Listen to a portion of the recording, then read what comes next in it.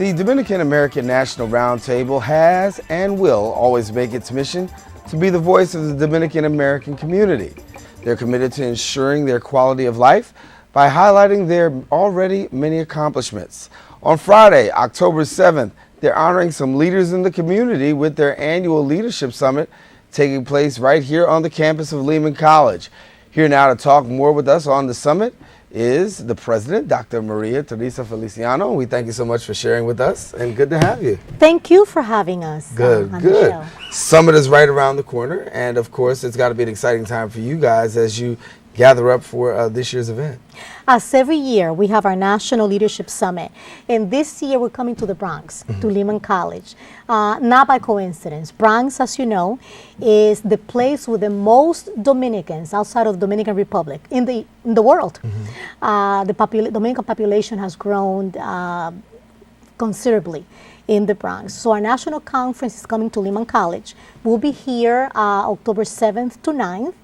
And we have a program, especially on Saturday, with our legislative breakfast, workshops, luncheon, and so forth, that will surely stimulate projects, conversation, issues that affect our growth.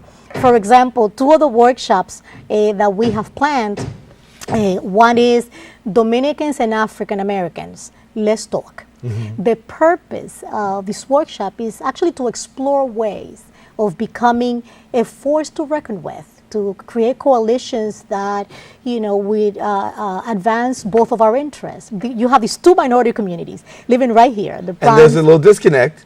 And there's a little disconnect. And there's also some misunderstandings as to how we should work. And I usually preface, how our relationship goes by saying, we all came on the same boat. We were dropped in different places along the Americas and the Caribbean. And we are here in the United States, and we are cohabitating. Our communities are next to one another. And it's a matter of working together that we can both occupy our rightful place at the table. So this workshop is going to be very interesting. It's a continuing conversation of one we initiated 2 years ago in our annual summit in Florida, where Dominican and African American leaders came together and did exactly this, like how, what are our connections here? How we proceed for the benefit of both of our communities. Talk to us a little bit about this problem, because there's a problem going on all across the nation with the issue of redistricting. I know you guys are taking a very strong look and very strong approach at dealing with redistricting. Where do things stand amongst you, and how are you looking to tackle this? Darren, the issue of redistricting is foreign to most regular people. They don't wake up every day, redistricting is taking place. And it's an issue that affects our lives. Redistricting is basically the drawing of the legislative maps, Assembly, Senate, Congress, Council, all the maps that will determine who represents you in that area. And it actually takes place not in the public eye. It's a process that takes place every 10 years after the census. And in a nutshell, it should be, the redrawing of the legislative maps should be just a reshuffling of these maps based on the growth in population, demographics. Let me give you a basic example. If the population grew by 2 million, for example, whatever that figure adds to the number of people that should be in a district should be achieved in the drawing of the map. It's that simple. It should be. The process should really reflect the population. Experts on maps and people should sit around the table and draw these maps and say, now District 14, 15, and 16 will be here. But key word in the sentence is but. That's not what happens. What happens in New York and every other state where this is taking place is usually that a commission is appointed to draw the maps.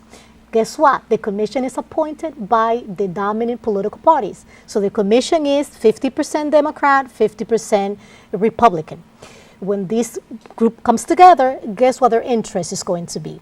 Preserving the incumbents, preserving whatever advantage one party has over the other, and that's what they have in mind in drawing the districts.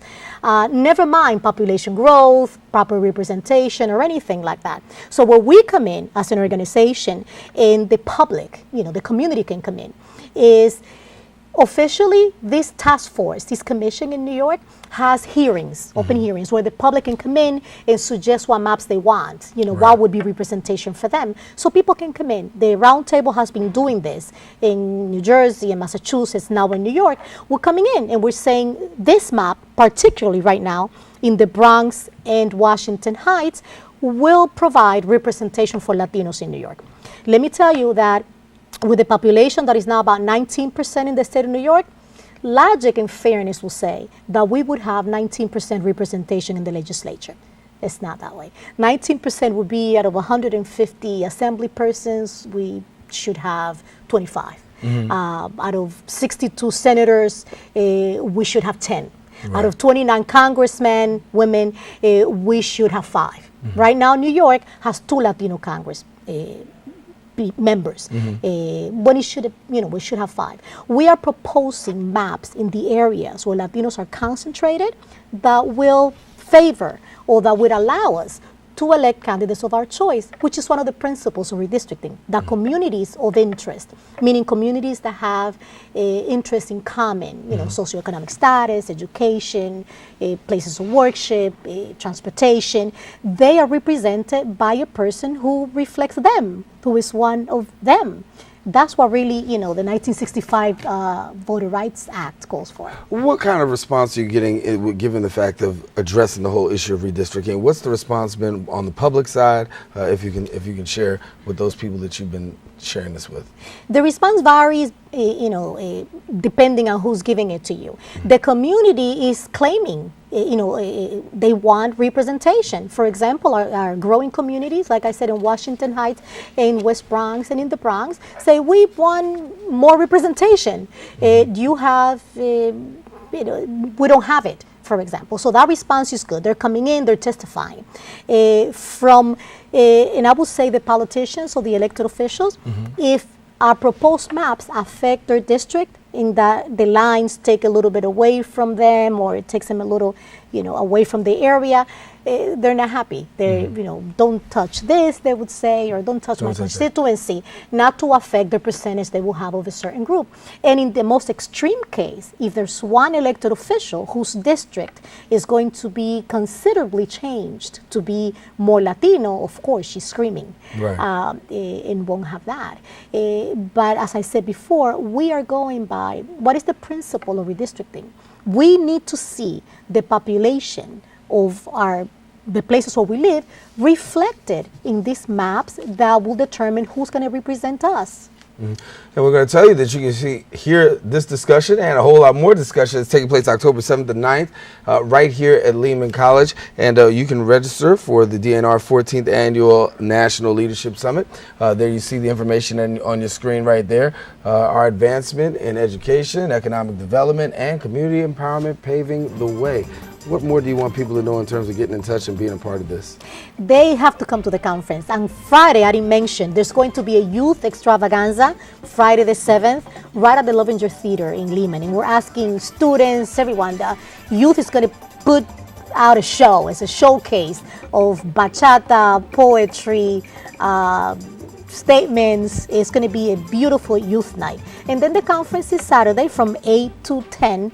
And the workshops include economic development, leadership skills, Dominicans, Puerto Ricans, let's talk, right. All the subjects that, lead us to working on an agenda of empowerment and advancement for Latinos. So I ask everyone to, check in our website, www.danr, and register and come to the conference. And of course, you can find out more information about the conference staying tuned here to open. You'll continue to get more information as you saw it on the bottom of the screen and in our little full page there. And you'll continue to take advantage of it October 7th through the 9th right here on the campus of Lehman College. And Dr. Maria, Teresa, Feliciano, thank you so much for coming and sharing with us today.